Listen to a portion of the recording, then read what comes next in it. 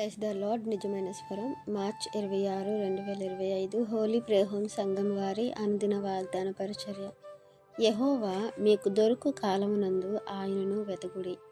యెషయా గ్రంథము 55 అధ్యాయము 6వ వచనము.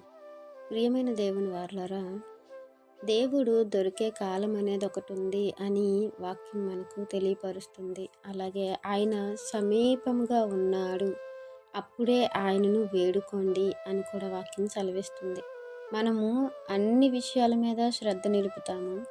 ఈ లోకంలో ఉన్న వాటివన్నిటికీ కూడా మనము ప్రాధాన్యత ఇస్తాము. కానీ దేవుని విషయంలో ఒకవేళ నిర్లక్ష్యంగా ఉంటే దేవుడు అంటున్నారు, నేను దొరుకు కాలమందే మీరు నన్ను వెతకండి, నేను మీకు దగ్గరగా ఉన్నాను, అలాంటి సమయంలోనే మీరు నన్ను వేడుకొనండి అని.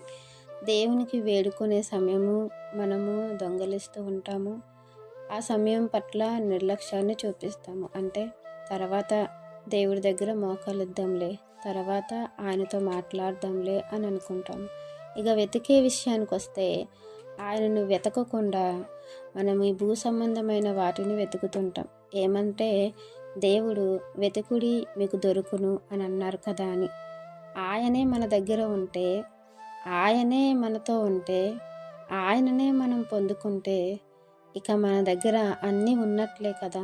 ఎందుకంటే మన దేవుడు శ్రీమంతుడు.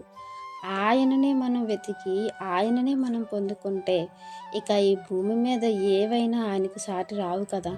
అలాంటప్పుడు మనము వెతకాల్సింది ఆయన్నే, వెంబడించాల్సింది ఆయన్నే.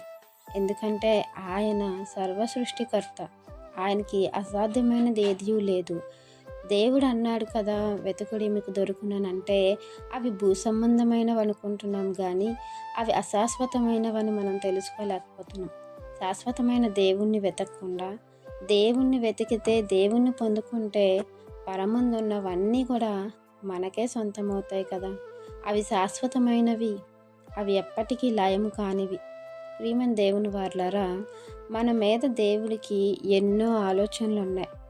ఆయన తలంపులు మన మీద హెచ్చుగా ఉన్నాయని దేవుని వాక్యం సెలవిస్తుంది. మనం ఆలోచించుకున్నవే దేవునికి చెప్తాం, కానీ అయ్యా నీ ఆలోచన మా మీద ఏముందో అది మాకు తెలియపరచు, అది మాకు అనుగ్రహించు అని ఒక్కసారి మనం అంటే ఆయన గొప్ప గొప్ప ఆలోచనలన్నీ కూడా మనకు తెలియపరుస్తారు, మన మీద వాటిని కుమ్మరిస్తారు. ప్రియమైన దేవుని వారలారా, దేవుడు మనకు సమీపంగా ఉన్నారట. సమీపంగా ఉన్నప్పుడే మనం ఆయన పొందుకోవాలి. అలాగే మనం దేవుణ్ణి వెతికితే ఆయన ఎలా దొరుకుతారంటే, మనం వెతికే విధానము పూర్ణ మనసుతోనూ, పూర్ణ ఆత్మతోనూ, భయభక్తులతోనూ ఆయనను వెతకాలి. మరి అలాంటి వెతుకులాట మనకు దేవుడు నేర్పించాలని, దేవుడు మన పట్ల ఆయన ప్రణాళికలన్నీ మనం నెరవేర్చుకునేలాగా ఆయనతో సహవాసం చేయాలని ఈ వాక్యం మనందరి జీవితంలో దేవుడు ఫలింప చేయాలని ఆశపడుతున్న వారు దైవజనులు బ్రదర్ పి. నెహెమియా గారు. God bless you. ఆమెన్.